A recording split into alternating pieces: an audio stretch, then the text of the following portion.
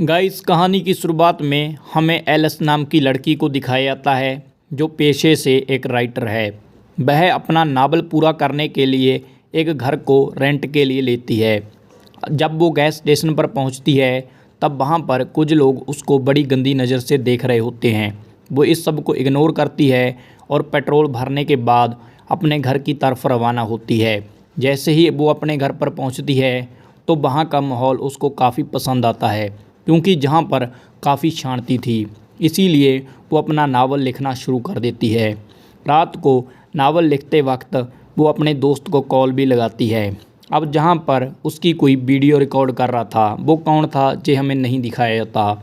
अगले दिन हमें दिखाया जाता है कि वह जंगल में टहल रही थी। वहाँ पर उसको एक अजीब सा घर भी देखने को मिलता है। अब उसी रात एलिस जब घर पर थी तब उसका पानी का पाइप ख़राब हो जाता है। इसीलिए वह एक प्लम्बर को अपने घर पर बुलाती है। वह प्लम्बर उसका पानी का पाइप ठीक कर देता है। अब हमें दूसरी ओर देखने को मिलता है कि उसकी जिस बंदे ने वीडियो दिखाई थी वो अपने दो दोस्तों को उसकी वो वीडियो दिखा रहा था, जहाँ पर वो एलिस की खूबसूरती से अट्रैक्ट हो गए थे।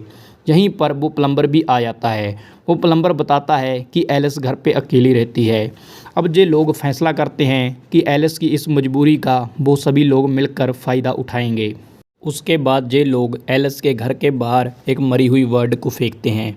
जैसे ही एलिस घर से बाहर आती है तब उसको स्टोर रूम से आवाज़ सुनाई देती है। जैसे ही वह स्टोर रूम में जाती है तब तक ये चारों लोग एलिस के घर के अंदर घुस चुके थे।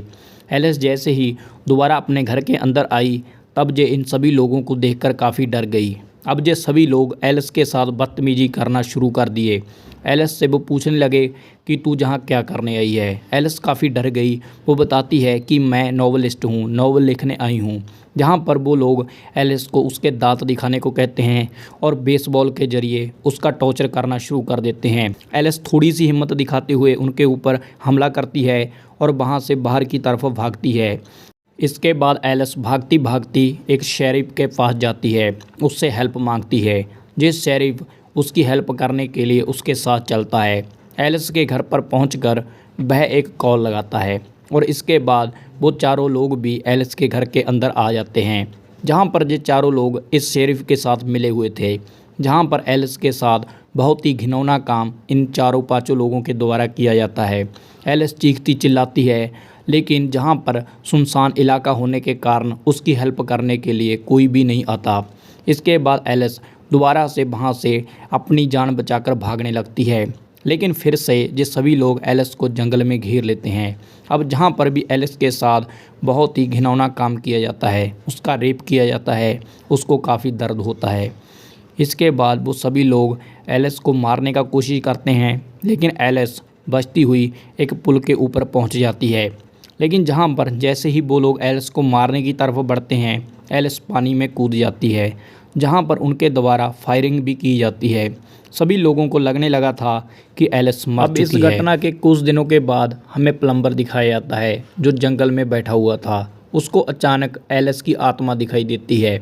वो काफ़ी डर जाता है और भागता हुआ अपने साथियों को इस बारे में इन्फॉर्म करता है, लेकिन वो लोग उसकी बात का विश्वास नहीं करते।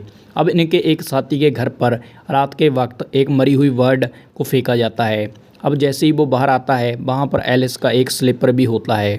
जहाँ पर अगले सीन में हमें शेरिफ दिखाया जाता है। शेरिफ के घर पर उसी टेप को भेजा गया था जिसमें कि एलिस की वीडियो बनाई गई थी। अब जहाँ पर शेरिफ गुस्से में उस आदमी के पास पहुँचता है जिसने कि एलिस की इस वीडियो को पहले रिकॉर्ड किया था, वो उसके साथ मारपीट करना शुरू कर देता है। लेकिन यहीं पर जिसके घर के बाहर बर्ड को फेंका गया था वो आदमी कहने लगता है कि हमें प्लम्बर को ढूंढना चाहिए। मुझे लगता है कि ये सब कुछ प्लम्बर ही कर रहा है। दूसरी ओर हमें प्लम्बर दिखाया जाता है जहाँ पर कि वो एलिस के साथ था। एलिस जहाँ पर उसके गले में रस्सी डाल रही थी। यहीं पर इस सीन को कट करके हमें अगले सीन में दिखाया जाता है कि प्लम्बर को उसके दो दोस्त जंगल के अंदर अलग अलग ढूंढ रहे थे। एक के सामने अचानक एलिस आ जाती है। एलिस को मारने के लिए जैसे ही वो आगे बढ़ता है तो उसका ट्रैप में पैर फंस जाता है। वो दर्द से चिल्लाना शुरू कर देता है। दूसरा साथी उसकी आवाज़ सुनकर एलिस के पास वहाँ आ जाता है।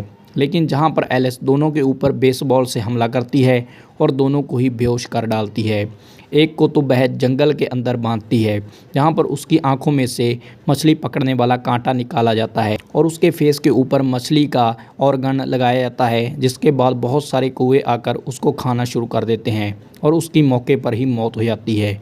दूसरे को एक टब के ऊपर बांध दिया जाता है। टब के अंदर पानी भरा जाता है और उस पानी में तेज़ाब डाल दिया जाता है और उसके बाद एक लकड़ी को उस बाथटब के नीचे से हटा दिया जाता है और इसके बाद वो जो आदमी है उस बाथटब के पानी के अंदर अपना फेस डुबो लेता है, जिसके कारण उसका जो बॉडी पार्ट है पिघलना शुरू हो गया था और यहीं पर इसकी भी तड़फ कर मौत हो जाती है।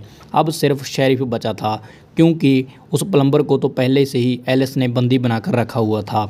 एलिस ने अब 3 लोगों को मौत के घाट उतार दिया था। अब जहां पर सिर्फ शेरिफ बचा था, क्योंकि प्लम्बर तो उसके कब्ज़े में पहले से ही था, इसीलिए वो उसके घर के बाहर जाती है, उसकी गाड़ी में छुपके से बैठ जाती है और जैसे ही वो अपनी गाड़ी के अंदर बैठता है वो उसके ऊपर हमला करके उसको भी बेहोश कर देती है। अब वो उसको गन के साथ ऐसे बांधती है कि जैसे ही वो प्लम्बर उठे तो फायर के द्वारा दोनों की जान चली जाए। अब जैसे ही प्लम्बर को होश आता है, हम देखते हैं कि जो वो शेरिफ था उसको अपनी सीट से हिलने के लिए मना करता है। लेकिन वो अपनी सीट से जैसे ही हिलता है तो फायरिंग के द्वारा लेकिन फिर भी वो अपनी सीट से हिलने की कोशिश करता है और फायरिंग के द्वारा दोनों की जान चली जाती है। अब हमें एलिस को दिखाया जाता है जो इस घटनाक्रम के बाद काफ़ी खुश थी और यहीं पर ये कहानी दी एंड हो जाती है। गाइस, ये थी एक ब्रेव लड़की की कहानी और मैं भी चाहता हूँ कि जिन लड़कियों को लड़के तंग करते हैं वो भी अपना बदला इसी तरह लें। आपको अगर वीडियो पसंद आई हो, लाइक कमेंट शेयर करके चैनल सब्सक्राइब करके घंटी वाला बटन प्रेस करें।